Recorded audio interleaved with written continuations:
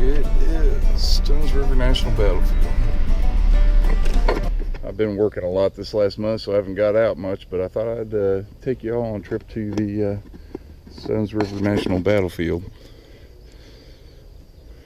Cedar split rail fence.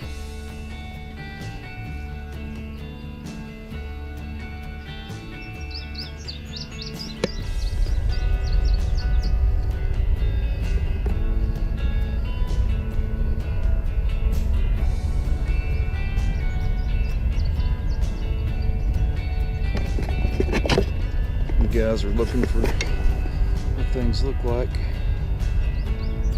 This is how they would take their cannons around, right?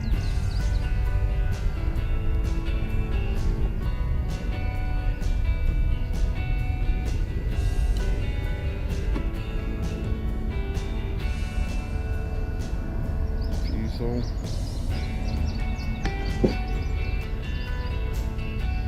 Not sure how many people visit here a year.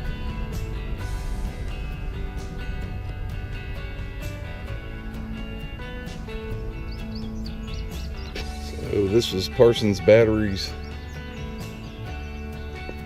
200 regular armies, batteries H&M, had their 8 cannons set up here. And when the rebel forces came within 300 yards, they opened fire with canister shot. So you can imagine.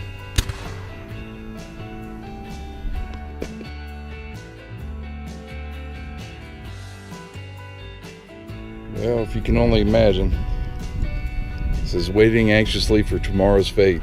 2 armies of over 80,000 men were now within killing distance of each other as night settled in and chilling wind arose. Through the cedar thickets and cross muddy fields, the unsettling sounds of moving infantry and artillery could be heard. Some men tried to sleep, others reflected on tomorrow's battle and thought about home. Through the darkness, the bands of both the armies began to play. One band started playing Home Sweet Home, and the other bands joined in. When the song finished, an uneasy silence lay thick on the night. For many in blue and gray, it would be the last song they would ever hear. December 30th, 1862.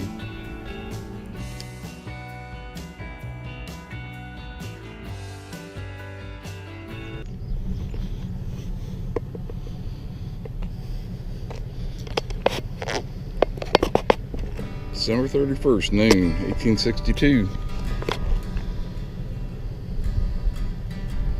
The Federals finally rally and turn the tide.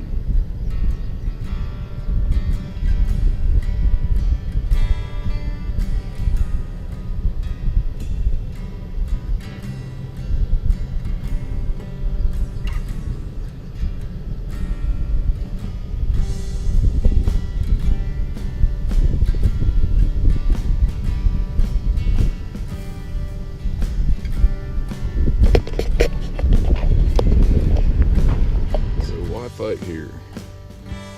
Quiet fields along the Stones River outside Murfreesboro, 2 great armies fought and spilled the blood of tens of thousands of Americans, one of the most costly battles of the Civil War.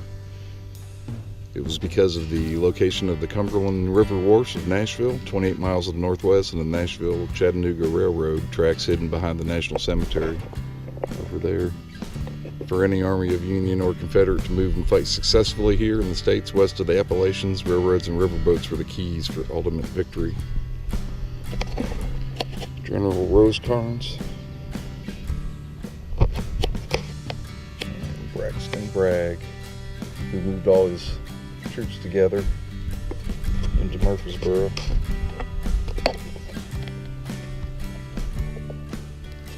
Heavy duty wagons, man.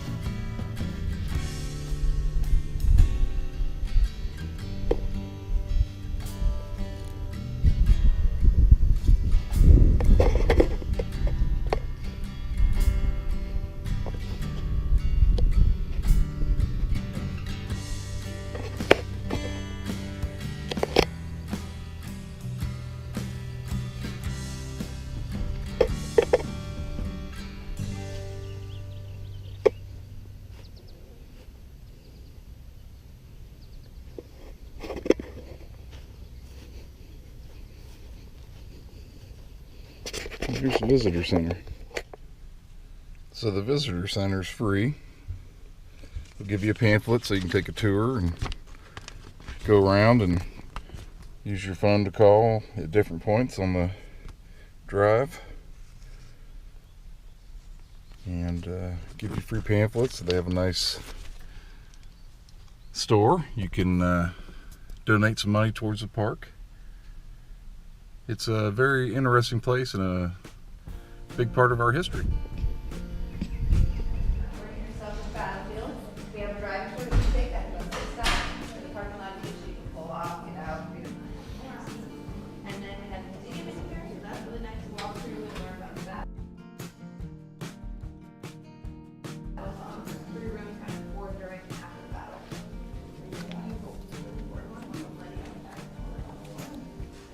Lots to learn.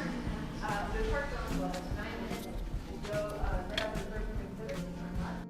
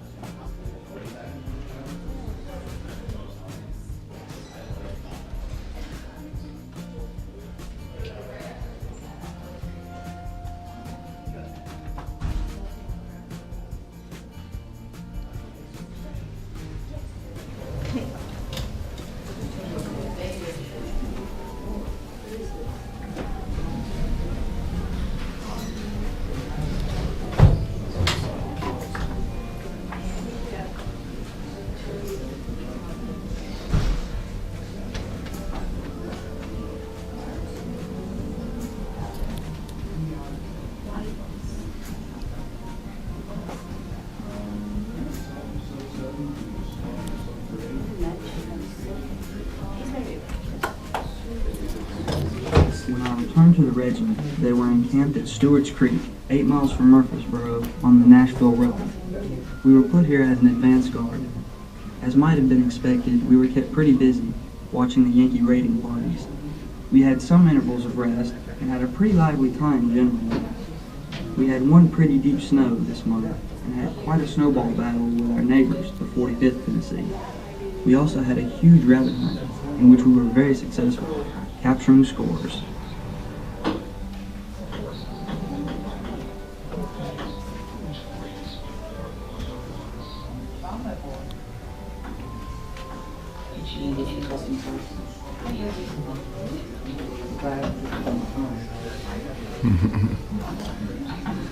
Princess Caitlin disguised herself as a man in order to enlist. She fought at Stones River with the Union Missouri Regiment.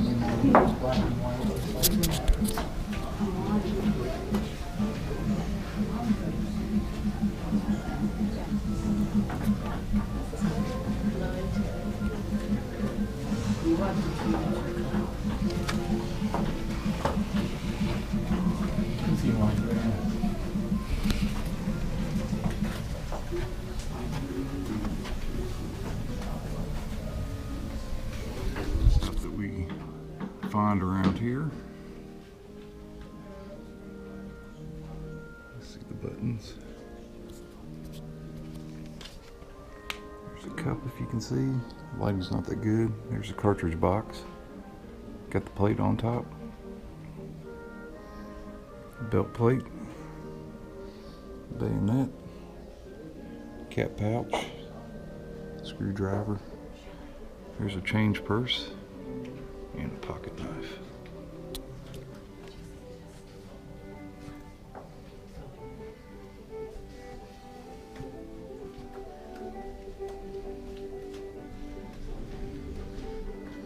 There's a Confederate jacket. Canteen. There's a comb. Pocket watch and a key. See, that's a belt plate. That's a mini. Cap pouch. Wallet. And a boot knife.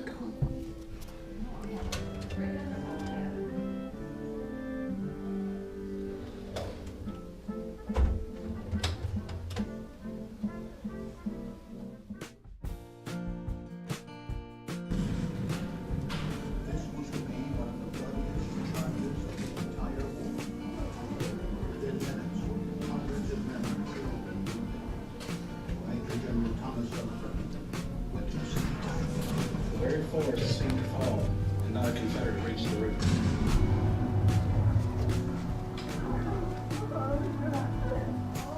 About an hour later, the battle is over. Captain H.B. Clay of Pegram's Cavalry Brigade hears the sound of defeat. The Yankees' three cheers sounded hatefully in my ears after they realized that the attack had failed and would not be renewed. The Confederates withdraw, and over the next 2 days, the Army of Tennessee pulls out of Murfreesboro.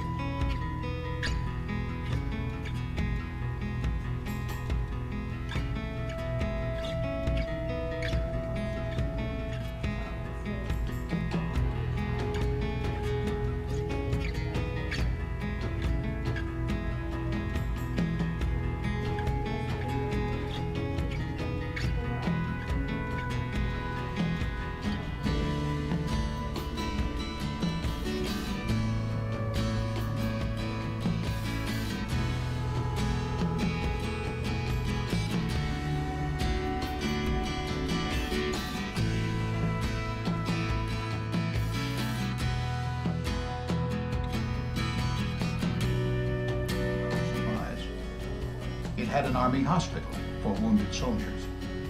The Stones River provided water.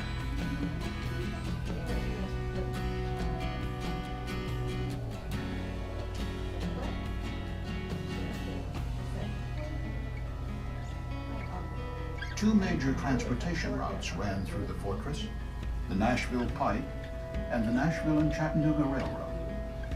The fortress and several strategically placed blockhouses protected these vital arteries of supply and communication.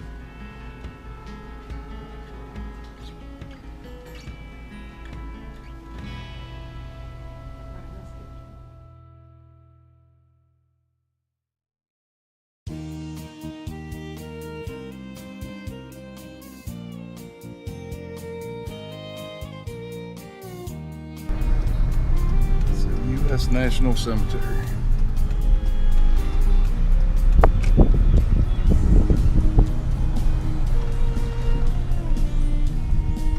Burial parties is shown to work the site in 1866 photograph.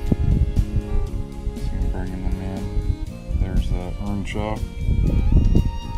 This is how it looked in the picture where we're standing right now. All of the mounds are soldiers whose gravestones you see now. You can read this if you'd like. But interesting fact was that no Confederate dead were eligible for burial in a national cemetery. They were taken to their hometowns or public cemeteries near Murfreesboro. There's nearly 6,000 Union soldiers that are buried here in the Stones River National Cemetery. You can look up there by the M and the O and the different markers to see where they're buried.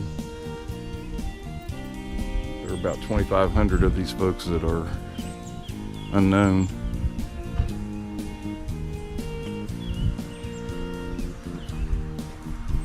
A lot of these soldiers died in the Stones River battle and then were disinterred from the battlefield and brought here in 1866 when this became a national cemetery.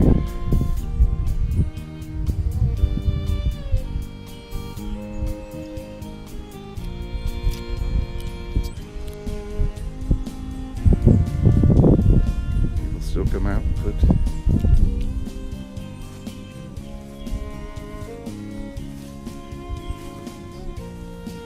see a lot of pennies.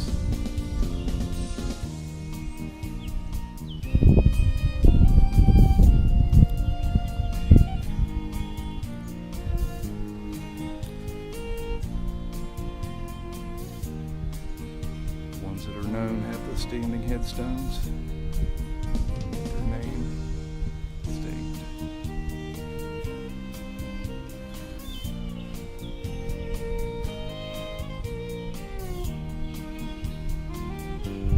Those not known.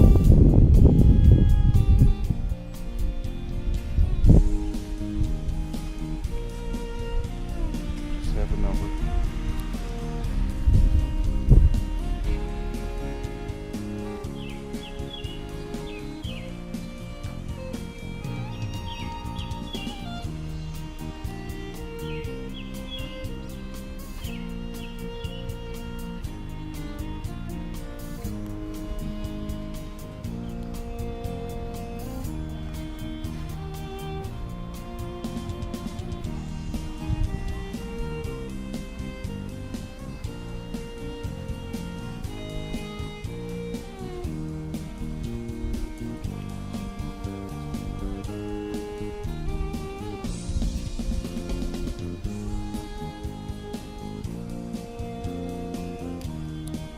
Interment 6,139, known are 3,817, unknown are 2,322 soldiers.